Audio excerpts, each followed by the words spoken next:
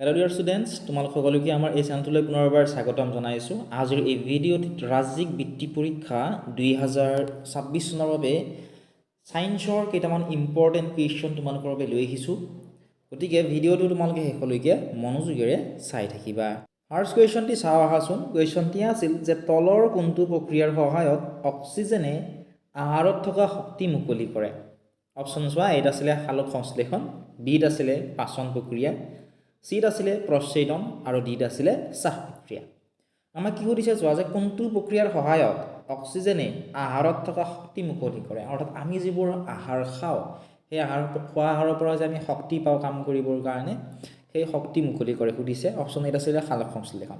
সালোক সংশ্লেষণ কয় উদ্ভিদে খাদ্য প্ৰস্তুত কৰা যিটো প্ৰক্ৰিয়া, সেই প্ৰক্ৰিয়াটোক সালোক সংশ্লেষণ বুলি কোৱা হয়। এইটো নহ'ব। পাচন প্ৰক্ৰিয়াটো কাক কয়? যিটো হজম হোৱা প্ৰক্ৰিয়া বা যিটো পাচন হয়, ঠিক আছে, আমাৰ দেহত এইটো পাচন প্ৰক্ৰিয়াটো নহ'ব। প্ৰচ্ছেদনো নহ'ব। প্ৰচ্ছেদনৰ সহায়ত উদ্ভিদৰ অক্সিজেনে আহাৰত থকা শক্তি মুকলি নকৰে। চাহ প্ৰক্ৰিয়া হ'ব কাৰেক্ট এনচাৰ। উশাহত যে আমি লওঁ অক্সিজেন গেছ, সেই অক্সিজেনে কি কৰে? আহাৰত থকা শক্তি মুকলি কৰে। নেক্সট তোমালোকে চোৱা কুৱেশ্যন নম্বৰ 52। কুৱেশ্যনটো আছিল যে তলৰ কোনটো উদ্দীপকৰ প্ৰতি সঁহাৰিৰ উদাহৰণ নহয় সুধিছে। কোনটো উদ্দীপকৰ প্ৰতি সঁহাৰিৰ উদাহৰণ নহয়? এতিয়া চোৱা, কেঁচু এডাল চুলে চটফটাই উঠে। তোমালোকে চাবাচোন, যেতিয়া মাটিৰে কেঁচু এডাল গৈ থাকে, হয়নে? তোমালোকে যদি লাহেকৈ চুই দিয়া, কেঁচুডাল কি কৰে? চটফটাই উঠে। আৰু সেইটো উদ্দীপকৰ প্ৰতি সঁহাৰিৰ উদাহৰণ হয়। আমাক নহয়হে সুধিছে চোৱাচোন প্ৰশ্নটোত, গতিকে এইটো ইনকাৰেক্ট হ'ব।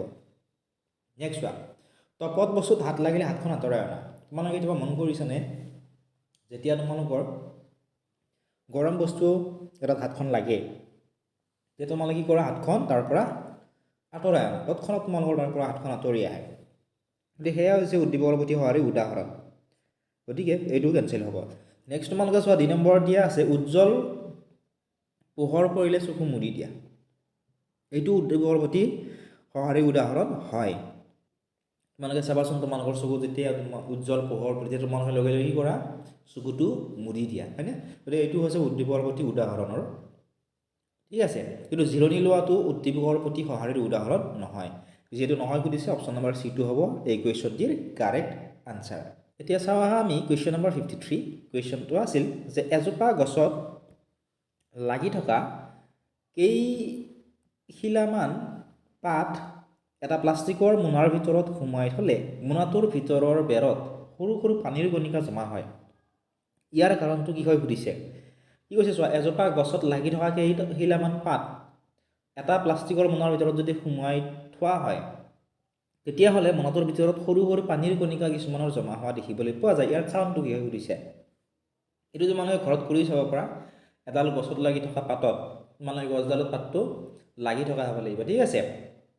তোমালোকে এটা প্লাষ্টিকৰ মোনা কি কৰিব লাগিব? মেৰুৱাই থৈ দিব লাগিব, ঠিক আছে।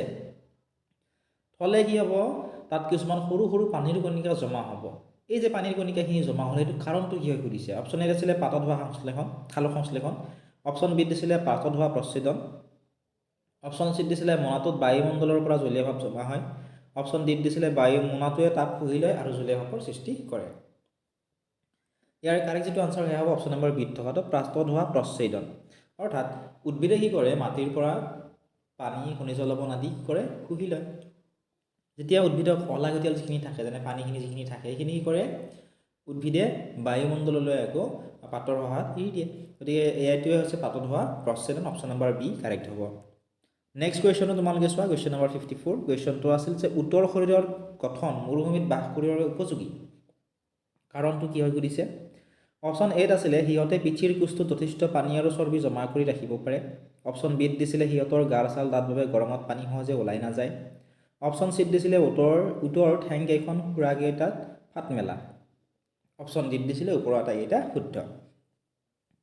তোমালোকে চাবাচোন, মৰুভূমিত চলাচল কৰিবৰ কাৰণে কিহৰ ব্যৱহাৰ কৰা হয়? উট। কিহৰ কাৰণে? কাৰণ উটৰ যিটো শৰীৰৰ গঠন আছে, সেই শৰীৰৰ গঠনটো মৰুভূমিত বাস কৰিবৰ বাবে উপযোগী। যদি তোমালোকে গৰু এটা লৈ যায় মৰুভূমিত তোমালোকে লৈ যোৱা, তেতিয়াহ'লে গৰুটো কি হ'ব? কেইদিনমান পিছত মৃত্যু হ'ব। কিন্তু উটৰ মৃত্যু নহয়। ইয়াৰ শৰীৰটোৰ গঠন মৰুভূমিত বাস কৰিবৰ উপযোগী।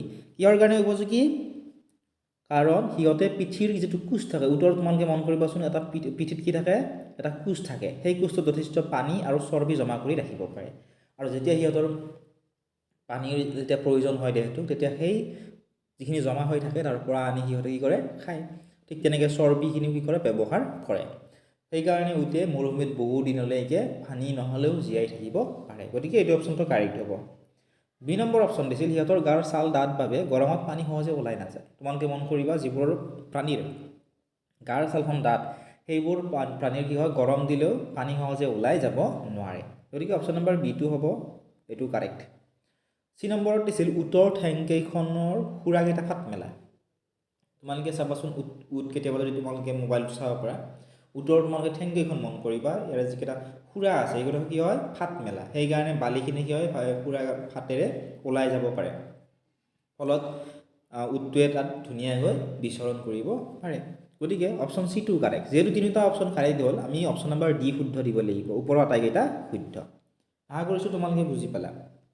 নেক্সট তোমালোকে চোৱা কুৱেশ্যন নম্বৰ 55 কুৱেশ্যনটো আছিল যে ক অংশৰ লগত খ অংশ মিলোৱা ক অংশৰ লগত কি কৈছে আমাক খ অংশটো মিলাবলৈ কৈছে এতিয়া চোৱা 1 নম্বৰত দিছিলে বায়ুজাক কি হ'ব এইটো মিলিব অপশ্যন নম্বৰ চিৰ লগত বায়ুৰ চাপ ব্যৱহাৰ কৰি গধুৰ বস্তু দাঙিবলৈ ব্যৱহাৰ কৰা এবিধ সঁজুলি 2 নম্বৰত দিছিল একোৱে নথকা ঠাইখিনিয়ে এইটো কোনটোৰ লগত মিলিব চোৱা এইটো হ'ব শূন্যস্থান এইটো এই নম্বৰৰ লগত মিলিল 3 নম্বৰ আছিল আৱাস আৰু ইয়াৰ চাৰিওফালৰ অৱস্থাই হৈছে তে আৱাস আৰু ইয়াৰ চাৰিওফালৰ অৱস্থা কি বুলি কোৱা হয় বায়ুৰ চাপ জোখা আহিলা ঠিক আছে এইটো নিমিলিব চাবা আৱাস আৰু ইয়াৰ চাৰিওফালৰ অৱস্থা হৈছে এইটো পৰিৱেশ হ'ব ঠিক আছে ডি কাৰেক্ট হ'ব পৰিৱেশ আশা কৰিছোঁ বুজি পাইছা আৱাস আৰু ইয়াৰ চাৰিওফালৰ যিটো অৱস্থা তাক পৰিৱেশ বুলি কোৱা হয় নেক্সট 4 নম্বৰ আছিল জলীয় পানী হোৱা প্ৰক্ৰিয়াটো হ'ল জলীয় পানী হোৱা যি প্ৰক্ৰিয়া এইটো কি বুলি কোৱা হয় ঘনীভৱন প্ৰক্ৰিয়া বুলি কোৱা হয়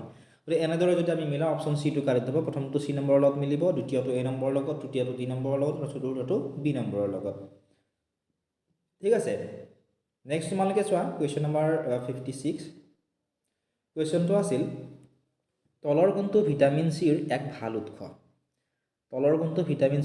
উৎস সুধিছে অপশ্যন এত আছিলে গাখীৰ অপশ্যন বিত আছিলে আলু অপশ্যন চিত আছিলে মধুৰিআম অপশ্যন নম্বৰ ডি আছিলে বাদাম এতিয়া ভিটামিন চিৰ এক ভাল উৎস ভিটামিন চি বেছি পৰিমাণে ক'ত পোৱা যায় সুধিছে নহয় মধুৰিআম হ'ব কাৰেক্ট এনচাৰ গুৱাভাত বেছিকৈ ভিটামিন চি পোৱা যায় নেক্সট তোমালোকে চোৱা কুৱেশ্যন নম্বৰ 57 কুৱেশ্যনটো আছিল চুলি শিপাৰ মুখ্য কাম হ'ল চুলি শিপাৰ মুখ্য কাম কি সুধিছে অপশ্যন এ আছিলে গছপাত মাটিত খোপনি পুতি ধৰি ৰখা অপশ্যন বিত দিছিলে খাদ্যবস্তু জমা কৰি ৰখা অপশ্যন চিত দিছিলে মাটিৰ পৰা পানী আৰু পানীত মিহলি থকা সাৰুৱা বস্তুবোৰ শুহি লোৱা অপশ্যন ডিত দিছিলে সালোক সংশ্লেষণ কৰা এতিয়া চুলি শিপা যে আছে সেই চুলি শিপাৰ মুখ্য যিটো কাম সেই মুখ্য কাম হৈছে মাটিৰ পৰা পানী আৰু পানীত মিহলি হৈ থকা সাৰুৱা বস্তুবোৰ শুহি লোৱা অপশ্যন চি কাৰেক্ট হ'ব ঠিক আছে কুৱেশ্যন নম্বৰ 58 চোৱা তলৰ কোনটো নৱীকৰণ অযোগ্য শক্তি নহয় সুধিছে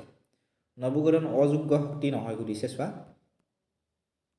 অপশ্যন চোৱা এত দিছিলে বতাহৰ শক্তি অপশ্যন বিত দিছিলে কয়লা অপশ্যন চিত দিছিলে পেট্ৰলিয়াম অপশ্যন ডিত দিছিলে প্ৰাকৃতিক গেছ ইয়াৰ কাৰেক্ট এনচাৰটো হ'ব অপশ্যন নম্বৰ এইটো নৱীকৰণ অযোগ্য শক্তি নহ'ব এইটো বতাহৰ শক্তি ঠিক আছে অযোগ্য শক্তি নহয় বুলি কৈছে গতিকে বতাহৰ শক্তি হ'ব কাৰেক্ট এনচাৰ নেক্সট কুৱেশ্যন চোৱা তোমালোকে কুৱেশ্যন নম্বৰ 59 কুৱেশ্যনটো আছিল যে তলৰ কোনটো পদাৰ্থৰ ধৰ্ম হ'ব নোৱাৰে অপশ্যন চোৱা এত আছিলে পদাৰ্থই ঠাই আগুৰে অপশ্যন নম্বৰ বিত দিছিলে পদাৰ্থৰ নিৰ্দিষ্ট ভৰ থাকে অপশ্যন চিত দিছিলে পদাৰ্থই নিজৰ অৱস্থা সলনি কৰিব পাৰে অপশ্যন ডিত দিছিলে পদাৰ্থই নিজে শক্তি উৎপন্ন কৰে ইয়াৰে সুধিছে যে তলৰ কোনটো পদাৰ্থৰ ধৰ্ম হ'ব নোৱাৰে সুধিছে ধৰ্ম হ'ব নোৱাৰে বুলি যিহেতু কৈছে অপশ্যন ডি টু কাৰেক্ট হ'ব পদাৰ্থই নিজে শক্তি উৎপন্ন কৰে এইটো ধৰ্ম হ'বই নোৱাৰে পদাৰ্থই নিজে শক্তি উৎপন্ন কৰিব নোৱাৰে গতিকে অপশ্যন নম্বৰ ডি টু হ'ব এই কুৱেশ্যনটিৰ কাৰেক্ট আনচাৰ কুৱেশ্যন নম্বৰ 60 তোমালোকে চোৱা কুৱেশ্যনটি আছিল যে তলৰ কোনটো উক্তি অশুদ্ধ ইয়াতে কেইটামান উক্তি দিছে আৰু কোনটো উক্তি অশুদ্ধ আমাক সুধিছে অপশ্যন চোৱা এত আছিলে ভূমিকম্পৰ সময়ত লিফ্ট ব্যৱহাৰ কৰা উচিত এইটো অশুদ্ধ ভূমিকম্পৰ সময়ত আমি কেতিয়াও লিফ্ট ব্যৱহাৰ কৰিব নালাগে ই বিপদজনক হ'ব পাৰে গতিকে এইটো কাৰেক্ট এইটো উক্তি অশুদ্ধ 2 নম্বৰত দিছিল একেটা মাধ্যমত পোহৰৰ দিশ সলনি হয় এইটো শুদ্ধ উক্তি ঠিক আছে নেক্সট চোৱা 3 নম্বৰত দিছিল ভিটামিন বিৰ অভাৱ হ'লে কথা মনত নাথাকে এইটো অশুদ্ধ এইটো উক্তি অশুদ্ধ নহয় ঠিক আছে নেক্সট চোৱা 4 নম্বৰ আছিল একেবিধ পদাৰ্থৰ বিভিন্ন ভৰ ল'লে পদাৰ্থবিধৰ ঘনত্ব সলনি হৈ পৰে গতিকে কোনটো উক্তি অশুদ্ধ সুধিছে নহয় গতিকে এইটো উক্তি অশুদ্ধ বাকীকেইটা যি দুটা উক্তি আছে এইটো শুদ্ধ অপশ্যন নম্বৰ সি কাৰেক্ট হ'ব ঠিক আছে নেক্সট কুৱেশ্যন তোমালোকে চোৱা কুৱেশ্যনটি আছিল যে বায়ু সংকুচিত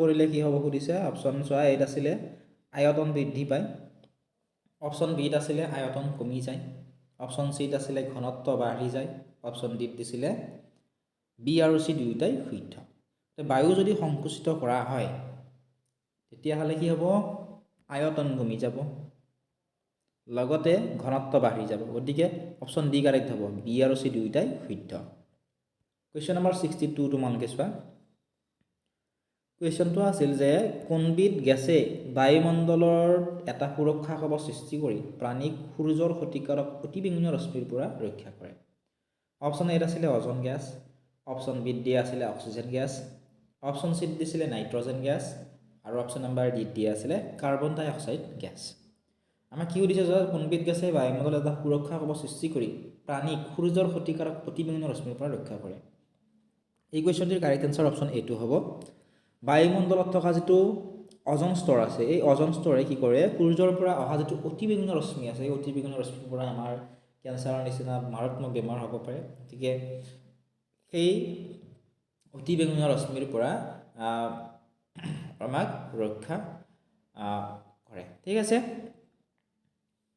নেক্সট চোৱা কুৱেশ্যন নম্বৰ 63 কুৱেশ্যনটি আছিল যে বায়ুমণ্ডলৰ পৰা নাইট্ৰজেন পোনে পোনে ব্যৱহাৰ কৰিব পাৰে অপশ্যন চোৱা এত আছিলে মানুহে বিত আছিলে উদ্ভিদে চিত আছিলে কিছুমান বেক্টেৰিয়াই ডিত আছিলে এটাও নহয় গতিকে বায়ুমণ্ডলৰ পৰা কি কৈছে নাইট্ৰজেন পোনে পোনে ব্যৱহাৰ কৰিব পাৰে এতিয়া চোৱা নাইট্ৰজেনটো আমাৰ বায়ুমণ্ডলত আটাইতকৈ বেছি পৰিমাণে আছে 78.08% আছে হয়নে কিন্তু আমি মানুহ বা উদ্ভিদে এই বায়ুমণ্ডলত থকা নাইট্ৰজেন পোনে পোনে ব্যৱহাৰ কৰিব নোৱাৰোঁ কিন্তু কিছুমান কি হয় বেক্টেৰিয়াই নীল সেউজ কালাৰৰ নিচিনা কিছুমান বেক্টেৰিয়াই নাইট্ৰজেন বায়ুমণ্ডলৰ পৰা পোনে পোনে ব্যৱহাৰ কৰিব পাৰে অপশ্যন নম্বৰ চিটো হ'ব এই প্ৰশ্নটোৰ শুদ্ধ উত্তৰ নেক্সট চাবা কুৱেশ্যন নম্বৰ 64 কুৱেশ্যনটো আছিল যে তলৰ কোনটো সময়ৰ লব্ধ একক নহয় অপশ্যন চোৱা এত আছিলে দিন বিত আছিলে মিনিট চিত আছিলে ঘণ্টা আৰু ডিত আছিলে ছেকেণ্ড লব্ধ একক নহয় বুলি যিহেতু কৈছে এতিয়া মিনিট ঘণ্টা ছেকেণ্ড এটা লব্ধ একক হয় কিন্তু দিনটো নহয় গতিকে অপশ্যন এইটো কাৰেক্ট